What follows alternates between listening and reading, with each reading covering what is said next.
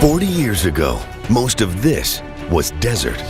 Now there's a glittering metropolis, the fastest growing desert city on the planet, Dubai. When I first came here, none of this existed. It was one huge, big desert. Building a city like this in one of the hottest, inhospitable places on Earth seems impossible. So how did engineers do it? To find out, we will strip the city to reveal its secret inner workings and expose the ingenious technology that allowed engineers to build this jewel in the desert.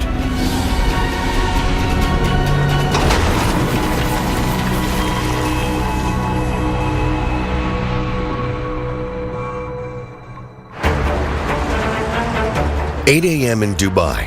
Temperatures will soon reach over 100 degrees Fahrenheit. But Dubai's 2 million citizens don't have to worry about the scorching heat or know much about the technology that keeps them alive. The city's most visible techno-marvel is the Burj Khalifa. Half a mile high, almost twice as tall as the Empire State Building. It's the tallest skyscraper in the world.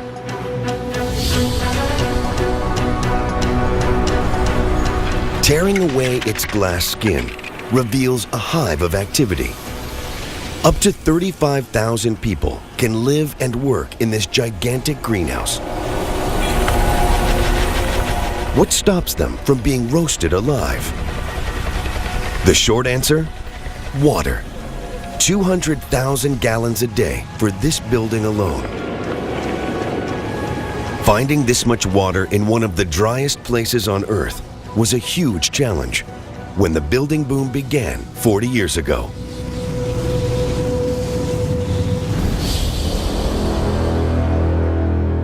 There are no rivers in the city and hardly any rain. Yet Dubai is awash with water. How is this possible?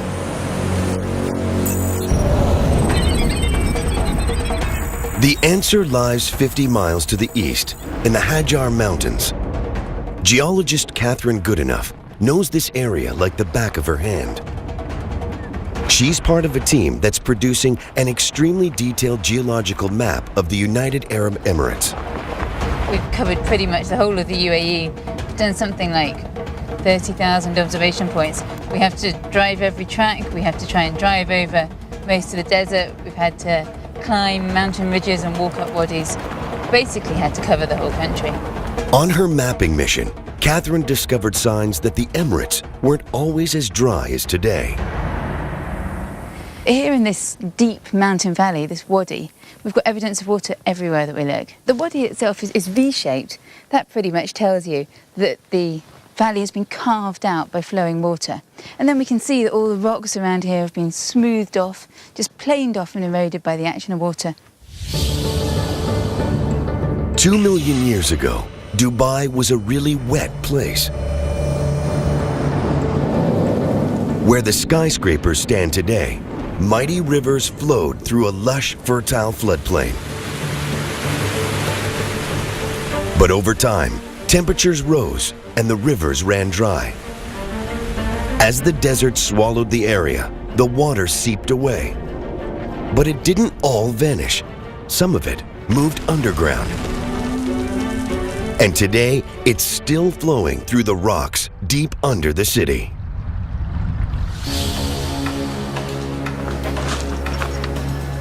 When the water's flowing through the wadis, of course, it's flowing really quickly. But once it gets underground, it starts flowing around between sand grains and pebbles and so on. It moves much more slowly. And also, of course, it can't evaporate as easily because it's not on the surface. So that water can stay there in the ground for thousands of years. And that provided the original source of water for Dubai. The ancient water kick-started Dubai's explosive growth. But it's no longer enough to quench the thirst of this expanding metropolis.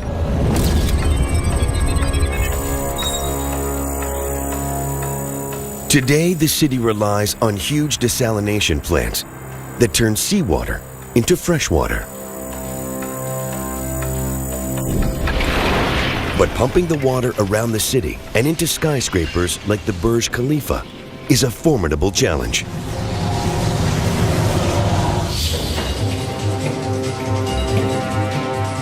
Engineer John Zwetz has overseen the installation of water networks into many of the city's towers. If we're able to just look at the water distribution infrastructure, one would see a myriad, almost like a spaghetti bowl of pipes. Water is distributed to every corner, at every floor, at every level.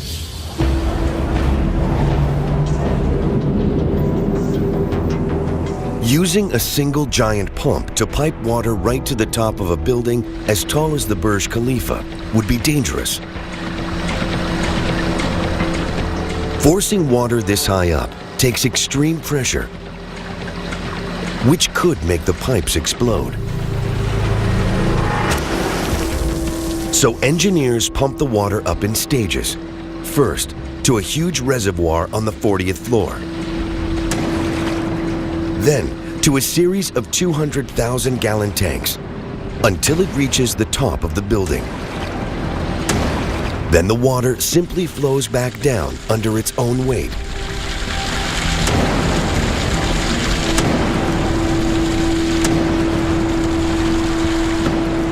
Almost 250,000 gallons of water a day pass through the building, enough to keep its inhabitants happy.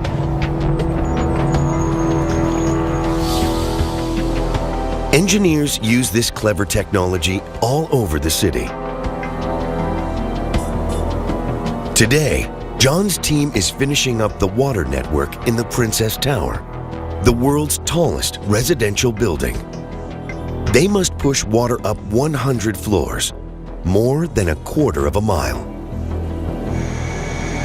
What we're looking at here is the water tank on the 79th floor. When it reaches the 79th floor, it has already been stepped up 3 times. In terms of capacity, what you are seeing here is 300,000 liters of water. If one could strip away all of the layers that hide the water infrastructure, it will become evident just how vast the water engineering in a large city like Dubai is. Dubai has more than 200 skyscrapers, and they're incredibly thirsty. Their glass skins conceal thousands of miles of pipes, sucking millions of gallons of water a minute from pipes buried deep under the sand, shielded from the scorching heat. These steel arteries supply each citizen with 145 gallons of water a day. Water is at the heart of everything in Dubai, and the city's engineers have mastered it. Another massive challenge is keeping Dubai's soaring skyscrapers standing tall on the soft desert sand.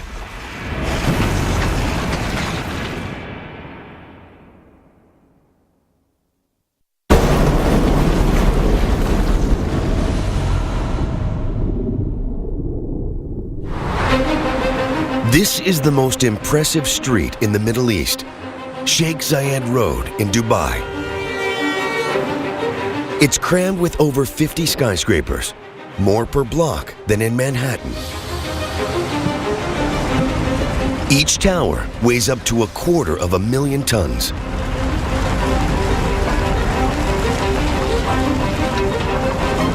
But all around and below them, hidden under the streets and sidewalks, is soft desert sand.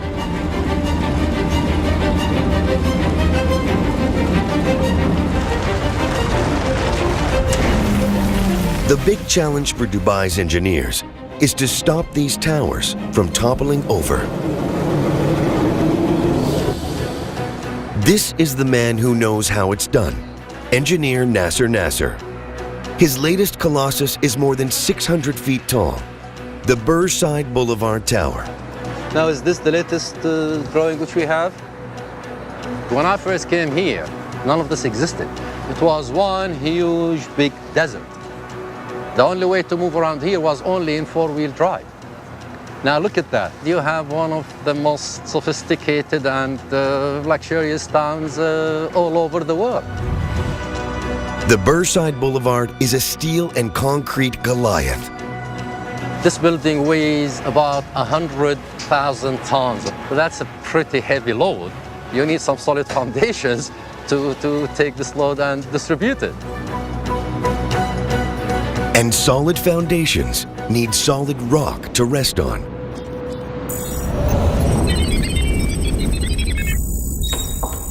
East of the city, in the Hajar Mountains, geologist Catherine Goodenough reveals the origins of Dubai's bedrock. These mountains are really, really important for Dubai because it's from these mountains that the foundations of Dubai came. These rocks that we're looking at here, these were actually formed about 95 million years ago or so. They were part of the ocean floor.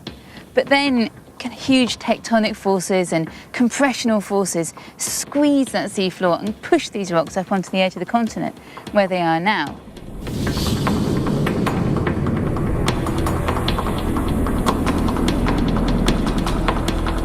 "30 million years ago, a crash of two continental plates thrust the Hajar Mountains 2 miles upwards.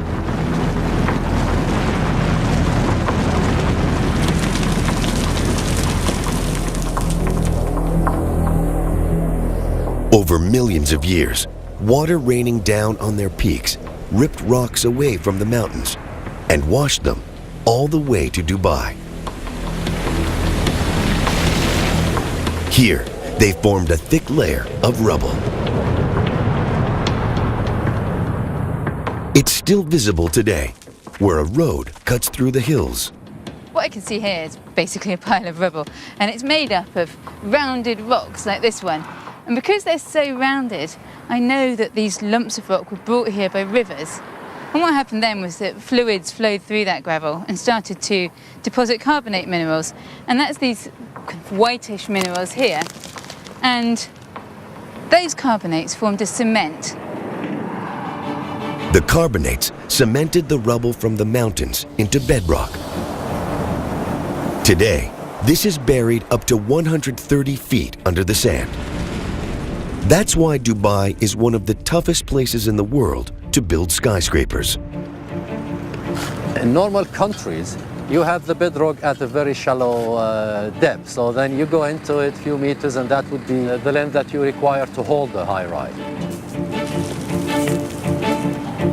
This is actually what we are dealing with here when we design. We have to worry about these sands, which are either loose or cemented. I mean, we're talking about such conditions existing until about 25 or 30 meters below the ground. To reach the bedrock, Nasser's team must drill through 115 feet of sand.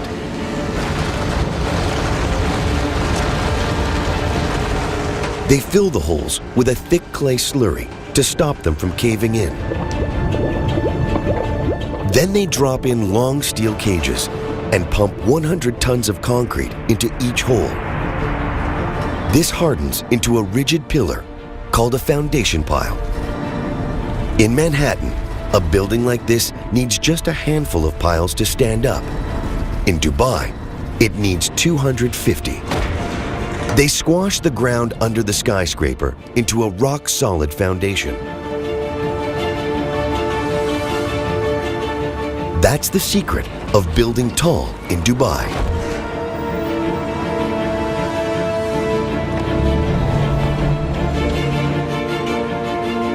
If you actually can visualize it and just look deep into the ground now, you would be actually looking at a concrete jungle with huge poles of 1 meter size.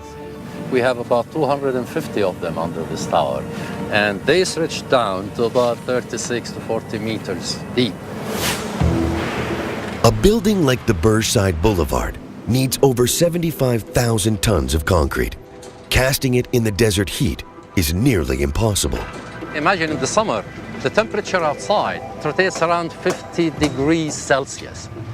Now, that is a lot of heat.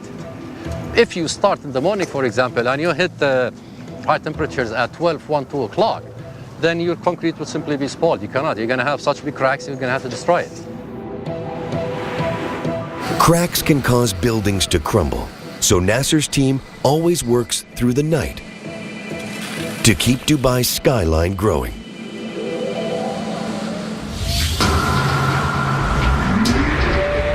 There's more concrete per block under Sheikh Zayed Road than almost any other street in the world.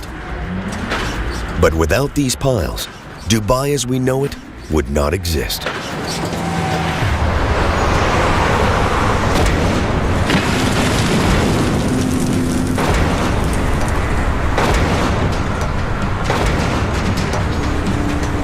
The city's engineers have cracked the challenge of anchoring skyscrapers in the sand.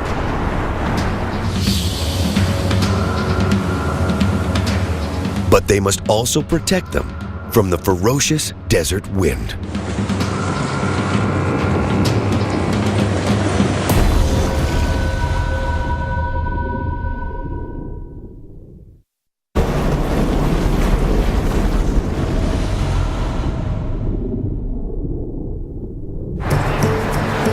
Dubai's extravagance is a magnet for the rich and famous, and this is the place where the wealthiest of them come to stay. The Burj Al Arab, one of the tallest and most expensive hotels in the world.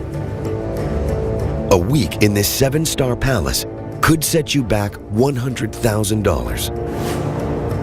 VIPs arrive 700 feet up on the helipad. Landing here isn't always a breeze. Today, wind speed peaks at 45 miles an hour, a challenge even for former Canadian Forces pilot Don Douglas. We're half a mile back, 300 feet above the LE deck, establishing on final, firming winds again. As we get lower, we'll just kind of load up the blades and anticipate for a little bit of turbulence. There's wind coming on one side of the strut and the other side, and then they kind of merge together, and it caused a little bit of turbulence.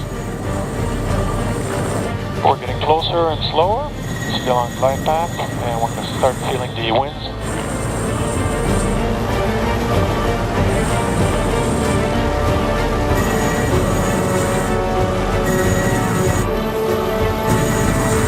Hope you enjoyed it. Was that too turbulent? Rotor.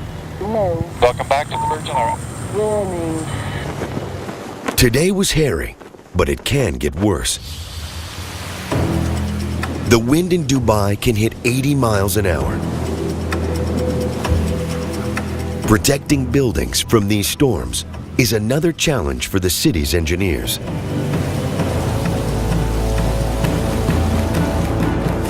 And this is the place where they come to test their designs. Tom Bell Wright runs an outdoor laboratory that can simulate a desert storm. Have you got this beam set up correctly for these guys over here? Tom's job is to test the cladding that makes up the skin of skyscrapers, and he uses an old aircraft engine as a giant wind machine. So this test today will test for everything that Mother Nature can throw at the building. If the system is going to fail, we're going to find out where it fails and how it fails.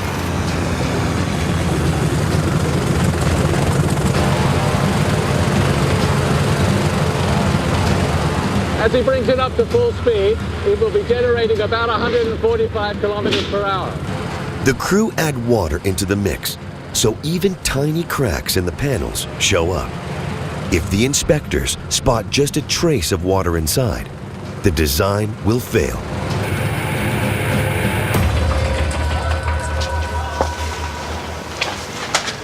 So how'd it go, guys?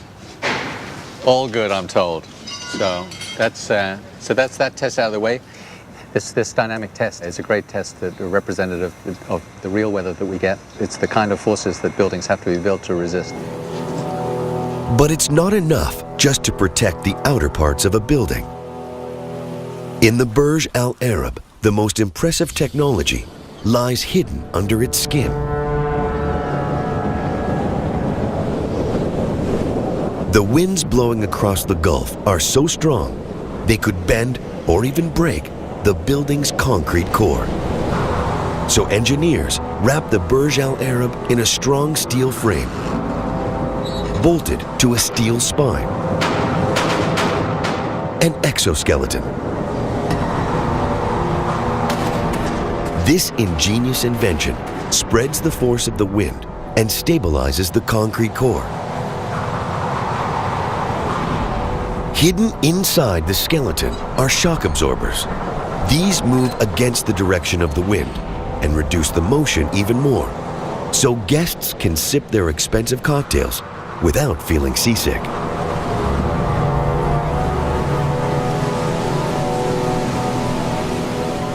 But when the winds blow from the desert, there's another threat: sand.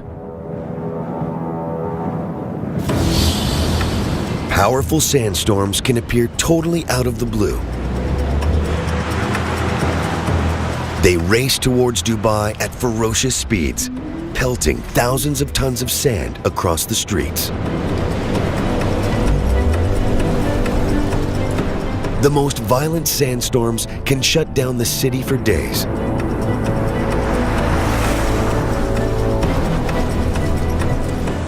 This one, caught on tape, reduces visibility to just a few feet. Sandstorms wreak havoc on anything that's not tied down. They clog gutters, stop traffic, and ground planes. Dubai is in the firing line because it sits on the edge of the largest continuous stretch of sand in the world, the Rub Al Khali Desert. It's not the place you want to be on a stormy day. The visibility just drops to nothing, and driving around in the dunes, you've really got to be able to see where you're going. Catherine has ventured deep into the Rub Al Khali on her mapping mission. She's become a master in the science of dune driving.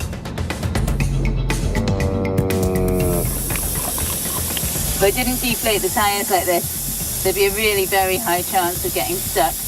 There's a bit more of an adrenaline rush driving in the desert than in the mountains. It's fast and it's furious. Going over the dune now, going over a dune edge, and it's just a question of letting the car drive. There's no point in touching the brakes, because if you do that, you just end up weighing in and you can end up in all sorts of trouble very quickly. Reading the contours of these dunes helps Catherine power across them. I'm just going to have to accelerate a bit to try and get up this bit of soft sand. And it gives her clues about how the wind interacts with them. Sand dunes are a bit like puzzles, really.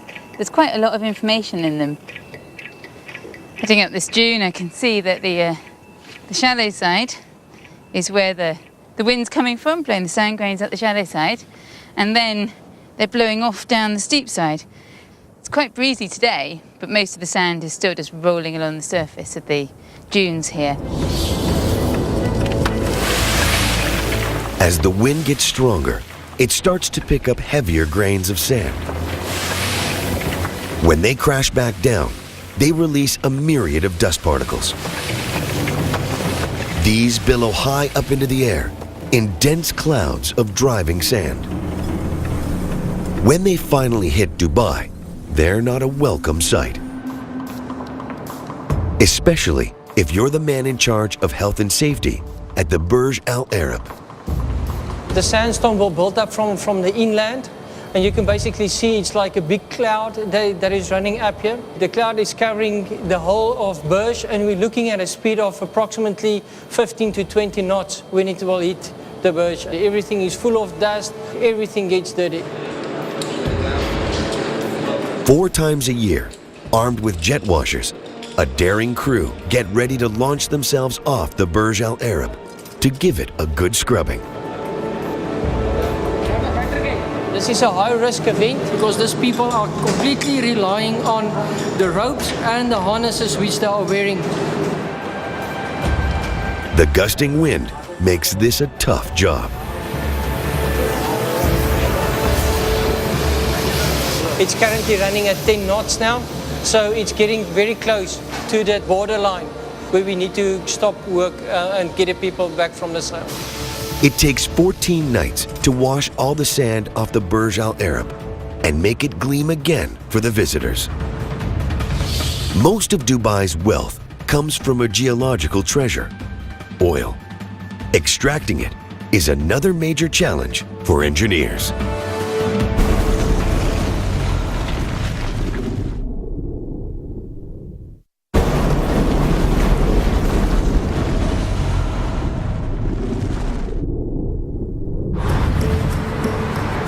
The driving force behind Dubai's incredible growth is oil. The Arabian Gulf region has more of it than anywhere else in the world, but tapping into the black gold is not easy. The waters off Dubai can be over 200 feet deep. And then there's up to 2 miles of sand and rocks sitting on top of the oil fields.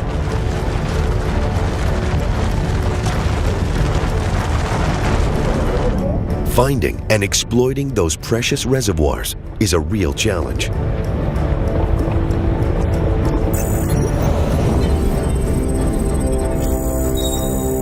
"10 miles from the city, in this construction yard, workers are building oil platforms that can take on the Arabian Gulf. Today, engineer Basil Georgakopoulos is launching a brand new one, called a jack-up rig. The rig that we're building here is specifically designed for this region, the Arabian Gulf, where the water depths range up to about 200 feet. Looks like we're just about to kick off. The jack-up rig is no ordinary oil platform. It's designed to be mobile and hunt for oil. Start rolling, start rolling. Traditional production rigs stand in one spot, fixed to foundations drilled deep into the seafloor.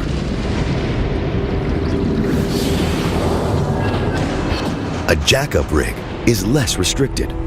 It can float out wherever it's needed and then extend its long legs. Large, flat feet spread its weight safely over the seabed. They hold the rig firm while its drill pierces the rock to tap into the treasure hidden under the Gulf.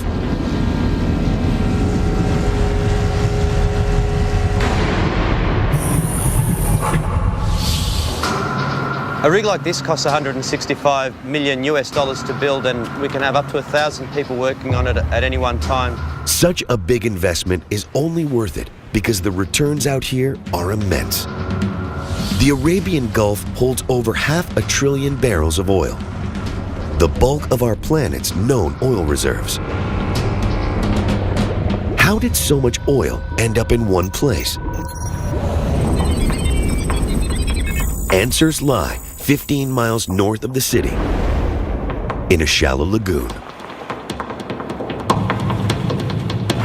This is one of the kind of untouched bits of coastline, and I can see kind of zones that would be covered by the tide at high water. The tide has left behind thick layers of algae in the lagoon. It's got very dark, organic-looking stuff here along the tide line. I think this might be what we're looking for.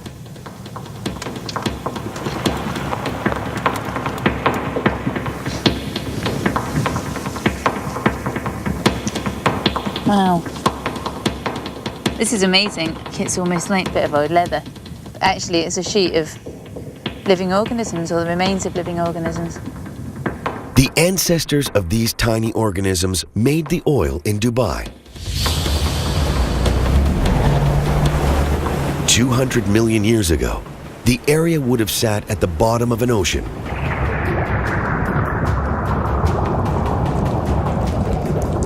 Its warm, shallow waters teemed with microscopic sea creatures.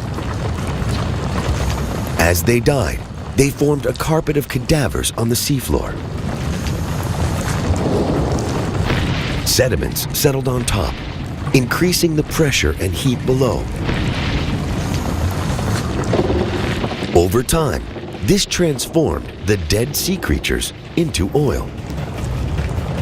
This black gold sat trapped until cracks in the rocks around it allowed it to ooze upwards and pool in hundreds of pockets deep under the Gulf. It's this geological accident that really put Dubai on the map. In the construction yard, Basil's rig is ready for action. The crew must now move the 6,000-ton steel monster onto an ocean-going barge. There's a lot of eyes watching, and it's a very critical operation so that we can actually achieve the delivery date. Right side, right side, right side, right side. They have just 80 minutes at high tide to complete the operation. If they fail, the barge could be grounded. This is the first time we try this barge, and I don't want to run out of time. At the moment, everybody's sort of watching these ramps that have moved a little bit with the tide. The team floods ballast tanks in the front of the barge to balance the massive weight bearing down on the back end. This is when the barge is really starting to feel the bending moment now. We're just going to go and watch the bow, because as the weight shifts onto the barge now, she's going to tend to want to tilt forward. All going very well, actually. The ballasting has been good. The weight's shifting nicely, so excellent. The rig makes it onto the barge just before the tide turns. In a few weeks, it will join the hunt for oil and power Dubai's expansion. It's going to go out to the Arabian Gulf. It already has a chosen location. It'll begin pretty much operating immediately. This is the latest in a series of oil rigs, pumping more than 50,000 barrels a day from Dubai's offshore oil pockets.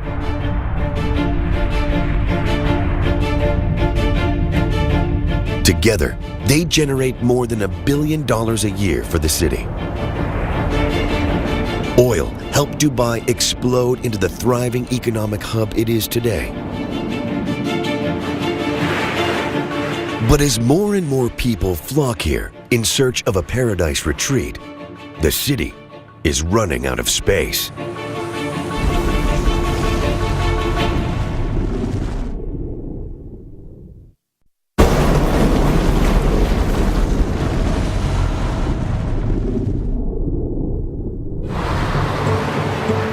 Dubai is the fastest growing desert city on Earth. But to attract the super rich and sustain its growth, it needs to offer beachfront real estate, which is in limited supply. So engineers came up with this, the Palm Jumeirah, a man-made island shaped like a giant palm tree.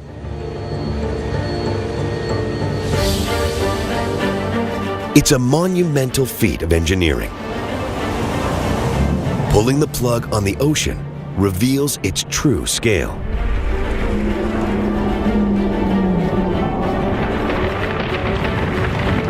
The size of 1,000 football fields.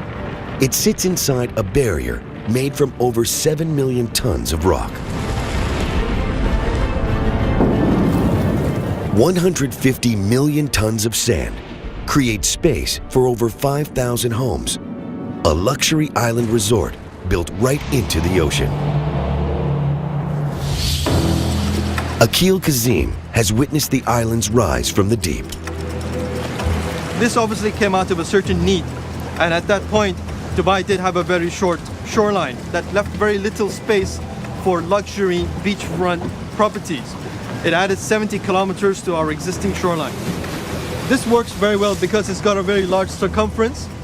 The island not only looks beautiful from above, it also, because of its shape of the fronts, each front has 2 rows of houses. So there's one row going that way and then the other way coming back.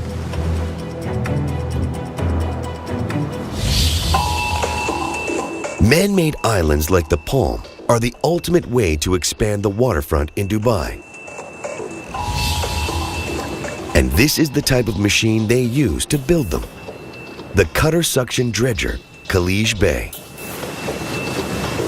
It can rip over 100,000 tons of sand and rock off the seafloor every week. Its secret weapon? This lethal cutter head. On the cutter head there are the cutter teeth mounted. These are the hammers that break the material. We are dredging rock, we are dredging sandy material. In this cutter head, at the inside there's a big suction mouth, and it sucks up all material that has been loosened by the head itself. better not fall in. Building an island from scratch takes a whole fleet of dredgers. They must harvest more than 150 million tons of sand. A satellite feeds the exact shape of the island to the ship's navigation systems.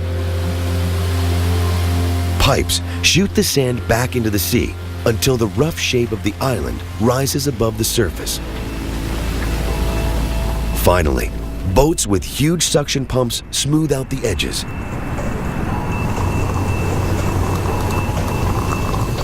Then the island is ready for people to move in.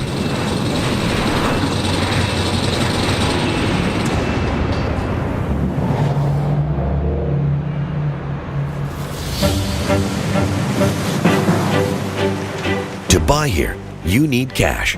Lots of it. The best plots sell for up to $50 million. What makes this unique is that it's got a 275-degree view of the sea. And this person has obviously paid a premium for this location.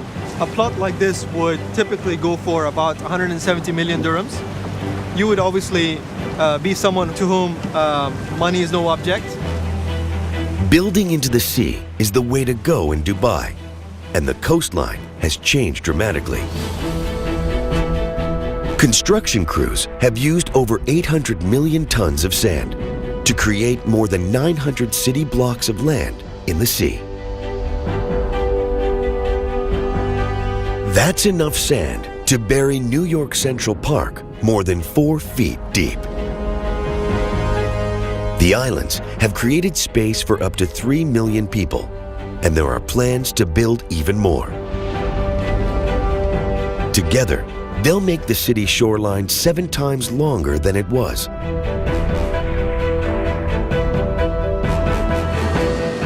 The dredgers have changed the coast of Dubai beyond recognition. But nature is fighting back. The wind and currents threaten to drag the sand back out to sea. Engineers must take drastic action to protect their coastline from the ocean.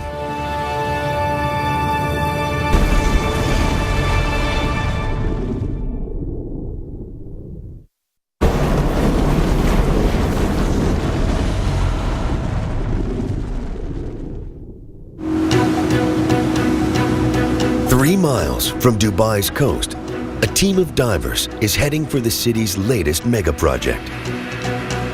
The World Islands, 500 million tons of sand sculpted into a map of the globe. Defending these islands from strong currents and winds is the latest challenge for city engineers. Brendan Jack is on his way to inspect the island's breakwater, a huge wall of rocks that shields the islands from erosion. The team is searching for a recent addition to the site. We're using the GPS to try and find the location of it because we haven't marked it on maps. We're keeping the location of it quiet. This top-secret location is the site of one of the most daring projects ever undertaken in Dubai. About here? Okay. 4 years ago, divers discovered a huge coral reef, a rare find in these waters. But it lay at the entrance of a busy harbor, and the corals were dying. Brendan and his team took on the challenge of moving the entire reef to the World Islands breakwater, a seemingly impossible task, never tried before. When the work was done, there was no guarantees of success. The coral we had here was what's called a hard or encrusting coral. It grows very tightly on the rocks. So if you use traditional relocation methods, it wouldn't work here. The reef was the biggest in Dubai, with 22,000 colonies of corals.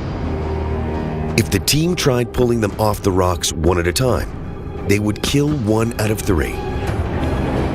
So they came up with a radically new technique. They drilled holes into the boulders that formed the reef, filled them with non-toxic glue, and inserted steel rods. Then they were ready for the big move. A crane lifted the boulders from the seabed and tied them to a barge.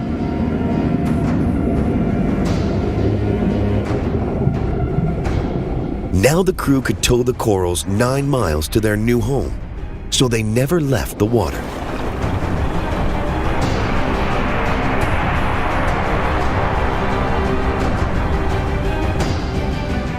Moving over 1,000 boulders, each weighing around 5 tons, was an epic endeavor.